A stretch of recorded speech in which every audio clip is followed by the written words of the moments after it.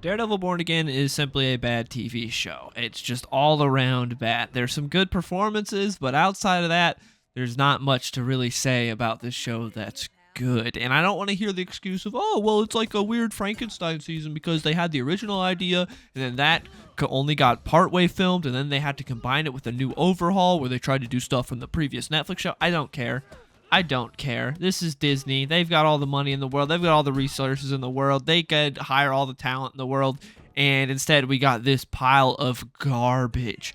This season stunk so bad. We got 9 episodes, a few bright spots here and there, but very few and far between. The writing in the show is so bad.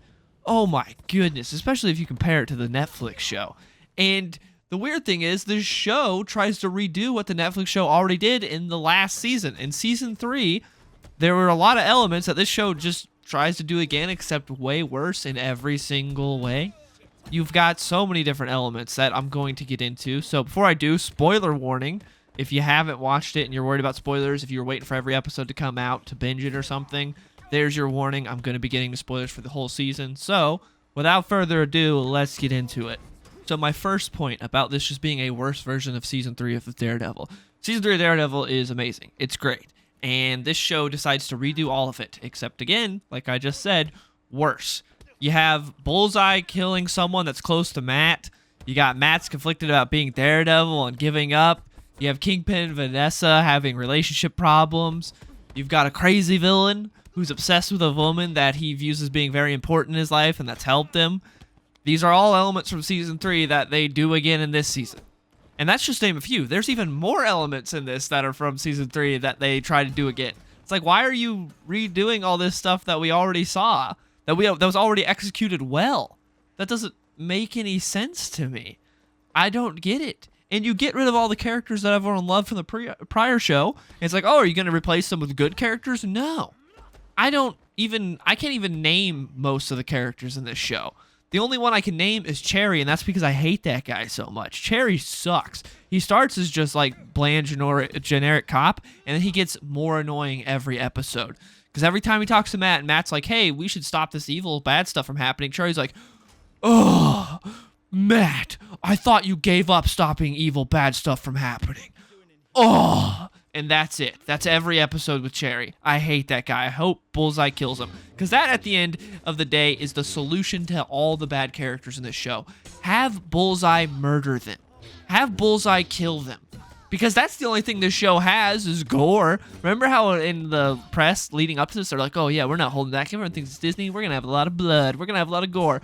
Well, yeah, they had that. Do you have anything else? Do you got some decent writing? Nope. Do you have good action? Nope. Can you at least see what's going on? With this cinematography decent? Nope. Everything sucks in this show. And again, there are a few things that are okay. Like the performances are good. Bernthal is amazing. Sadly, he's completely wasted. It makes me wonder how bad the original portrayal of Punisher in the show was, because Punisher was portrayed as a dumbass in this show, and originally, whatever the original plans for him were, it was so bad Bernthal wouldn't come back for it. It's like, man, Bernthal came back for this, though, and this was terrible. So let's just jump the point. I'm going to be all over the place, by the way. I just have a few bullet points. I'm just going to be all over the place because I'm just mad about how bad the show is. Because I really like Daredevil, and I really liked the original show, and the way they massacred it. The audacity to name themselves Daredevil Born Again after one of the greatest comics of all time. The audacity to name it and then have a show that sucks ass this much is crazy. Okay, so Punisher. He's just an idiot. He's an idiot. I was so excited to see him come back. I liked when when him and Matt first had a little conflict, when Matt first ran into him. And then this episode, I was excited when he first showed up, when he's like, hey, a friend called me. I was like, ooh, I know who that friend is. I can't wait. And then you have one of the worst action sequences. It's all dark, so you can't see anything. The way it's lit is terrible. And for some reason, all of Punisher's fight is in this horrible looking slow-mo that doesn't make anything look better. It doesn't look cooler. It's bad. It's just like, it looks stupid.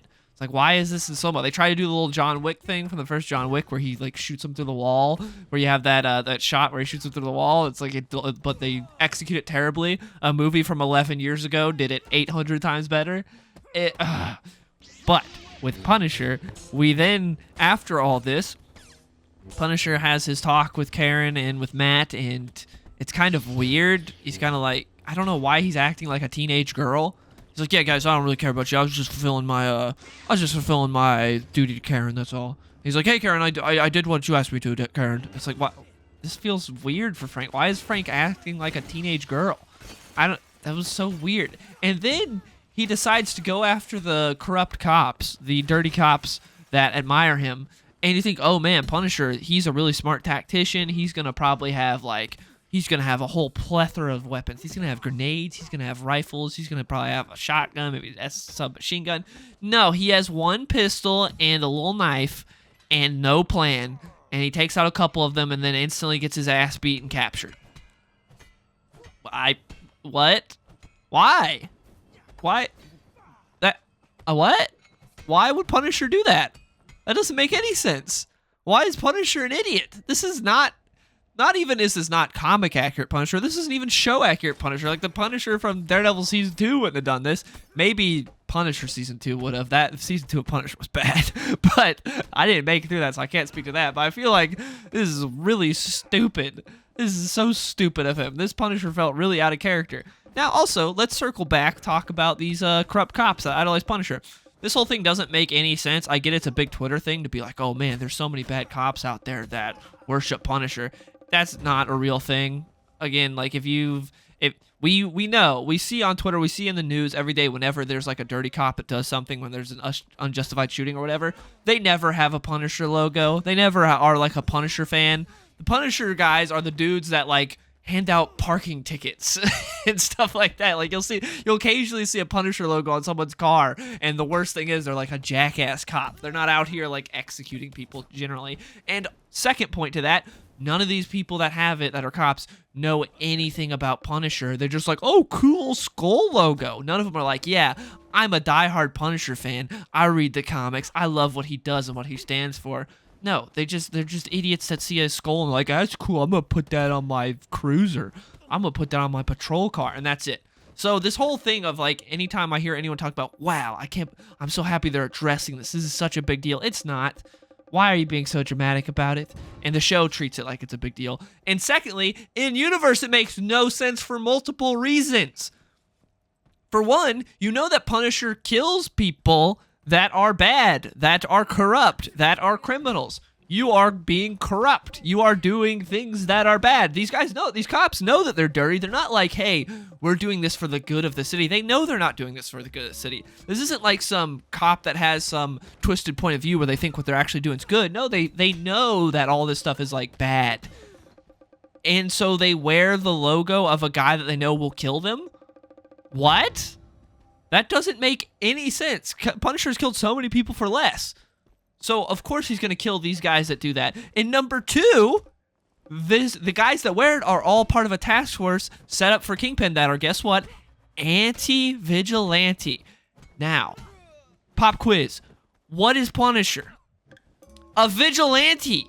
Why is Kingpin allowing his anti-vigilante squad to wear the symbol of a vigilante? Not just wear it, but have it tattooed. Have it everywhere. Have it on the shells of their bullets. What? Why? Why does Kingpin allow this? They're anti-vigilante, but they have like the most dangerous vigilante as their god? What? Their whole purpose is to be anti-vigilante. That doesn't... what? That doesn't make any sense. This makes no sense at all. This whole cop Punisher subplot made zero sense at all in this entire show. It's stupid. Everything to do with Punisher in the show was stupid. It made me upset. Another thing, this show is so uncreative with its solutions to problems. Like in this last episode, it's like, oh man, Bullseye shot at Kingpin and Matt saved him. What's going to happen next? Is Bullseye going to massacre people? Is he going to have to try to escape and kill a bunch of people? Oh, he's just gone. There's no explanation, nothing. Because when he shot Matt, I'm like, why is he not just racking in another round and shooting Kingpin? It's not like that's a gun that can't have multiple bullets, you know? I'm assuming he has a mag loaded in that has multiple bullets and he can just rack in another. I'm assuming he can do that. I don't think he's just like, all right, you know, I'm Bullseye, I'm the best ever, so I just need one bullet. There's no way that I'm going to miss. Like, just racking another and just keep going, bud. Because, you know, the human shield's down. The blind man's down. So now you can just keep going. But no, we don't get anything. We have no idea what happened with Bullseye. We just know he's gone. We see at the end of the episode, like a montage, we see a little bit of him. And then that's just one instance of the no solutions to create problems. Another part in this episode, Matt is recovering in the hospital from getting shot by Bullseye, and Kingpin's right-hand man, who I can't remember the name of, because again, I don't remember the name of like any character, the British guy. I don't remember the name of like any characters in the show because they suck. Although I will say the British guy was one of the better of the newer characters. Like, I didn't mind him. But anyways, he goes to kill Matt. It's like, oh, how's Matt gonna escape this? How's he gonna get out? He's like drugged up. He's not in a good place. He's wounded from getting shot. I don't know if he can fight this guy right now. What's gonna happen? He just walks out of the hospital. Nothing creative, nothing cool, nothing interesting. He just walks out. Or the bank episode, the bank robbing episode, where Matt is in the bank when these dudes come in and rob it, and Matt has to somehow escape so he can, you know, do some Daredevil stuff. It's like, oh, how's Matt gonna escape? What's he gonna... He asks to go to the bathroom, and they say, sure, we'll guide you to the bathroom. What? If I'm one of those robbers, I'm saying, no, blind boy. Shit your pants right here. I don't care. Piss yourself. Who cares? Do it, whatever. All you're gonna do is make it stink for, like, your fellow hostages. I don't give a crap. I'm here to get money. I'm here to rob this bank. The blind man can piss and shit himself for all I care. But no, they're like, yes, we will take you to the bathroom that is 2 miles away. It makes no sense. Again, not a creative solution at all. It's like, oh man, how's Matt going to get out of this tricky situation? Oh, he just has to go to the bathroom. They said yes. Okay. Sure. That makes sense. Also, I like how that episode was just a random Kamala Khan promo episode. Every 2 seconds, that dude's just like, Kamala Khan, my daughter, blah, blah, blah, blah, blah. And it's like, who cares? Like, I don't care. Yeah, the Marvels, like, made the least money out of any Marvel movie ever. No one cares about her. Sorry, this is Daredevil. Can we also talk about the action? Because I do see people praising it just because you have the clapping seals because it's violent. Like, they got people with that. Because every fight, well, there's some fights that are okay, but none of them even compared to like the worst Netflix fight, because the Netflix show didn't have like perfect or the best action ever, but it had some fights that were really good, fights that I'll go back and like search on YouTube because like I want to rewatch this. And you watch it, like, oh wow, it still holds up. This show doesn't have any of that I'll rewatch, but they get people with the violence. They'll be like, oh look, he shot something through Muse's shoulder. He shot his grapple through Muse's shoulder. Look at the blood. Oh, this guy, he bled a lot when he got punched. Oh, he broke this guy's leg. Oh, it's like, yeah, but is there any actual substance to the fights? Are they actually well done? Can you see what's happening? No, not really. We kind of... Okay, so this guy threw a punch from this side, and then we cut, and everyone's in different positions now, and nothing really makes sense. And then we cut again, and nothing really makes sense again. You're losing all continuity from cut to cut, and it's really weird, and it's really badly done. And also the lighting's so bad, you can't see what's going on. And then in this scene, we need to throw a guy, and it's the most simple stunt ever that a toddler could do it, but we didn't want to film it, so we just decided to do a little CG body double. You know? Just a little CG body double that everyone can tell because it's the worst CG body double you've ever seen. It doesn't look remotely realistic at all. You've never seen a human body move like that. The action is bad. Oh, man, it's bad. And then, like I was saying earlier, you got the stupid slow-mo for Punisher's fights. You know, I was so excited for Punisher, and then it's just weird, bad slow-mo. The action was bad. Again, there were a couple that were okay, like that. When he first fights the Dirty Cops as Matt, I thought that was one of the better fights in the show. The first fight with Muse was okay. The second fight was horrendous.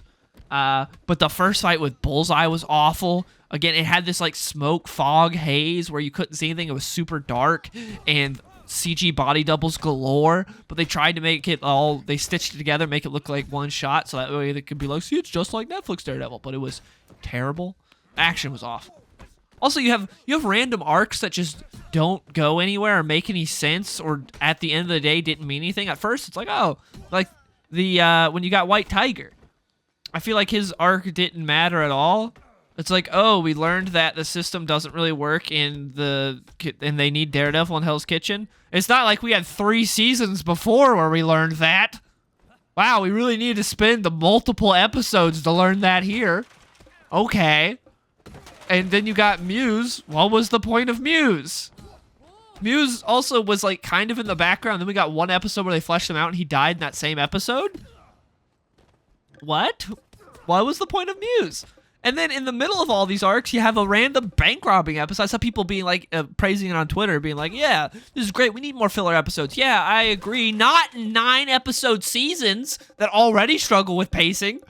What do you mean? Why are we getting a filler episode in a 9 episode season? No, don't do that. It's so stupid. And like I was touching on earlier with the horrible side characters, you've got so many bad. Oh man, BB News. Her as a character is whatever. Take her or leave her. I don't really care.